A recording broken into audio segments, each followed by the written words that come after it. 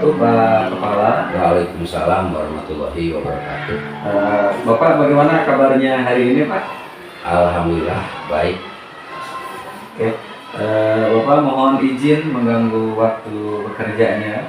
Saya dari CGP Angkatan 11 mendapatkan tugas untuk wawancara berkaitan dengan proses pengambilan keputusan, Pak. Apakah Bapak berkenan, Pak?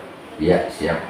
Oke, Bapak, terima kasih atas waktu yang telah diberikannya, Pak. Selama ini, Pak, Bapak sebagai pimpinan, bagaimana cara Bapak mengidentifikasi kasus-kasus yang merupakan dilema etik ataupun bujukan moral, Pak? Selama ini saat saya mengidentifikasi kasus-kasus dilema etika, saya berkoordinasi dengan guru untuk melihat kasus tersebut siapa yang terlibat, dengan melihat kebenaran yang ada untuk dilakukan pengujian kebenarannya, lalu musyawarah untuk mengambil keputusan sesuai dengan peraturan yang berlaku yang sudah disepakati bersama.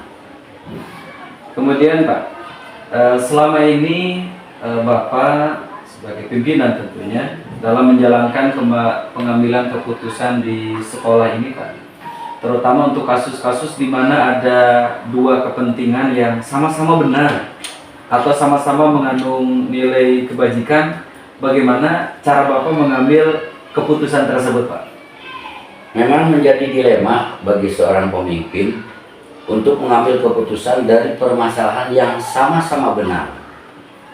Tetapi saya tetap berpegang teguh pada peraturan yang sudah disepakati bersama, tetapi juga melihat nilai-nilai kebaikan dan kebermanfaatan bagi banyak orang. Untuk selanjutnya, Pak, langkah-langkah apa, Pak, atau prosedur seperti apa yang biasa Bapak lakukan selama ini? Sebelum mengambil suatu keputusan dari suatu permasalahan yang adapun langkah-langkahnya: satu, mencari fakta atau data yang benar-benar akurat. Yang kedua, pemanggilan yang bersangkutan. Yang ketiga, berkoordinasi dengan pihak terkait. Yang keempat, komunikasi bersama staf serta guru yang bersangkutan untuk menyelesaikan permasalahan. Hal-hal apa saja yang selama ini Bapak anggap efektif, Pak, dalam pengambilan keputusan pada kasus-kasus dilema etik yang terjadi, Pak? Hal-hal yang menurut saya efektif dalam mengambil keputusan adalah melakukan konferensi internal dengan guru yang ada di sekolah. Kemudian hal-hal apa saja yang selama ini merupakan tantangan, Pak, dalam pengambilan keputusan pada kasus-kasus dilema etik yang terjadi? Tantangan yang saya hadapi dalam mengambil keputusan dengan kebijakan yang berkaitan dengan masalah tersebut, sehingga kedepannya memiliki dampak pada kebijakan sekolah terkait dengan turut campurnya pihak-pihak lain seperti adanya LSM, adanya acara, dan lain sebagainya. Kemudian, Pak, apakah Bapak memiliki sebuah tatkala atau jadwal tertentu, Pak? Maksudnya dalam menyelesaikan kasus dilema etik yang terjadi, apakah misalnya Bapak langsung menyelesaikan di tempat atau Bapak mengagendakan jadwal-jadwal tertentu nih, Pak, untuk menyelesaikannya? Bentuk dan prosedurnya kira-kira yang Bapak ambil seperti apa? Karena kasus itu munculnya tidak rutin, sehingga saya tidak ada jadwal khusus untuk penyelesaian kasus dilema etika. Tergantung ringan beratnya kasus tersebut. Jika kasus itu ringan, maka bisa diselesaikan secara langsung saat itu juga. Tetapi jika permasalahannya berat, sehingga memerlukan penanganan melalui tahapan-tahapan yang berlaku. Misalnya dengan meninjau fakta atau data, komunikasi dengan pihak tertentu, yaitu murid, lalu koordinasi atau bermusyawarah dengan tim untuk mengambil keputusan yang terbaik. Adakah seseorang atau faktor-faktor apa saja yang selama ini mempermudah atau membantu Bapak sebagai pimpinan dalam pengambilan keputusan untuk menyelesaikan kasus-kasus dilema etika?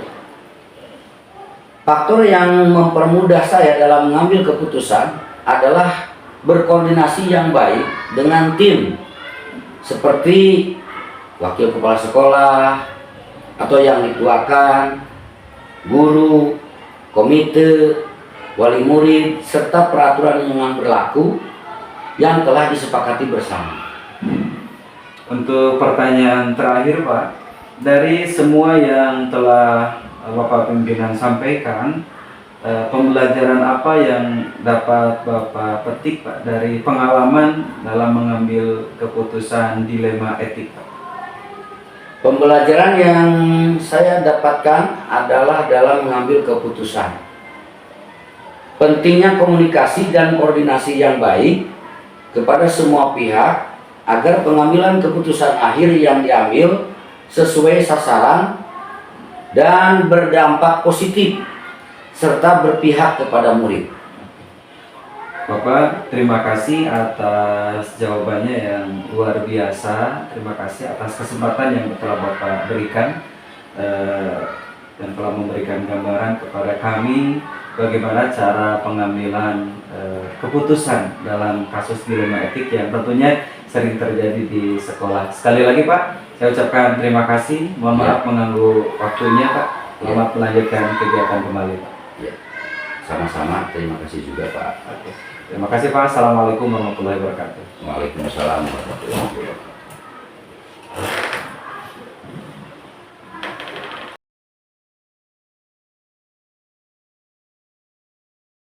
Assalamualaikum warahmatullahi wabarakatuh, Ibu. Waalaikumsalam warahmatullahi wabarakatuh.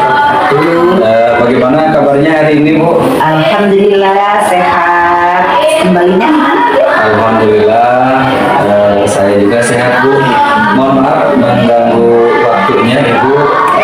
Saya dari Salon Guru Penggerak Angkatan ke-11 mempunyai tugas untuk melakukan wawancara dengan Ibu Kepala yang berkaitan dengan proses pengambilan keputusan. Apakah Ibu bersedia? Bersedia. Ya, terima kasih Bu atas waktunya ya Bu ya. Ya, sama-sama. Mohon izin Bu, ada beberapa hal yang ingin saya tanyakan.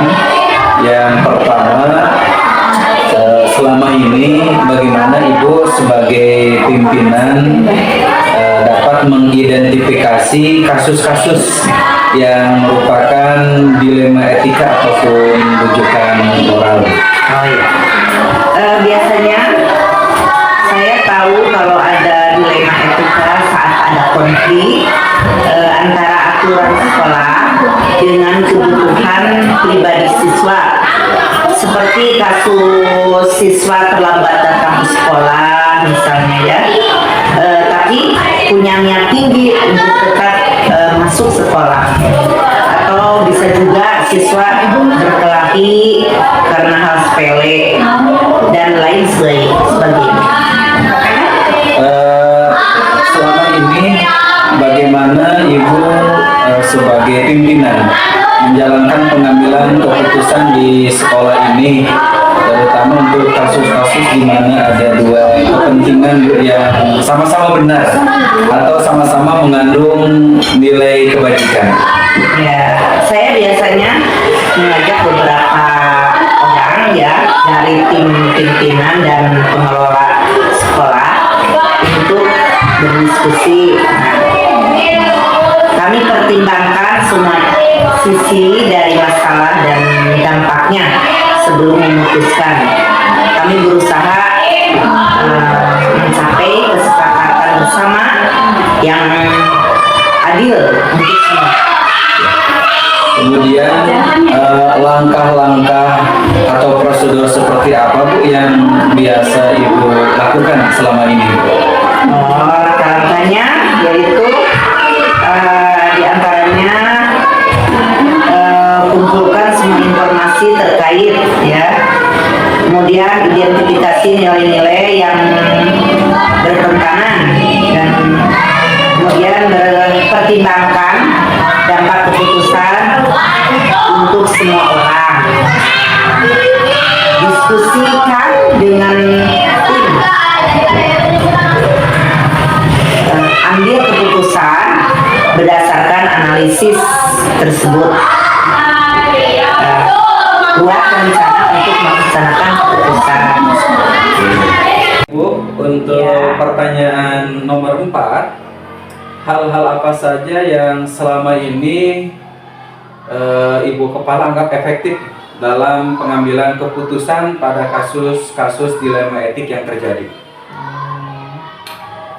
Yang paling efektif adalah yaitu melibatkan berbagai orang dalam proses keputusan, berkomunikasi dengan jelas dan transparan dalam membuat keputusan, juga mengikuti prosedur yang sudah ada dan memastikan keputusan sesuai dengan prinsip aturan di sekolah dan etika yang memanusiakan atau kemanusiaan. Untuk pertanyaan kelima, Bu, hal-hal apa saja yang selama ini merupakan tantangan dalam pengambilan keputusan pada kasus-kasus dilema etik yang terjadi? Oh ya. Tantangannya termasuk konflik kepentingan antara pihak-pihak yang terlibat, tekanan dari luar, dan ketidakpastian dalam memilih keputusan yang tepat. Kadang-kadang sulit untuk membuat keputusan yang diterima semua pihak. Itu tantangannya masih. Oke. Terima kasih, Bu. Ya, sama-sama. Untuk pertanyaan nomor 7, Bu, adakah seseorang atau faktor-faktor apa yang selama ini mempermudah atau membantu Ibu dalam mengambil keputusan dalam menghadapi kasus dilema etik yang terjadi? Ya, tentunya dukungan dari tim yang kompak dan memiliki pedoman etika yang jelas. Itu sangat membantu ya.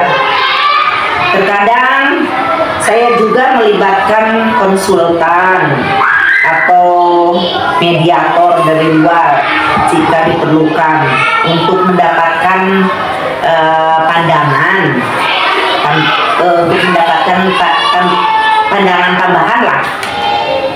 Dukungan dari keterlibatan seluruh warga sekolah juga memudahkan proses keputusan.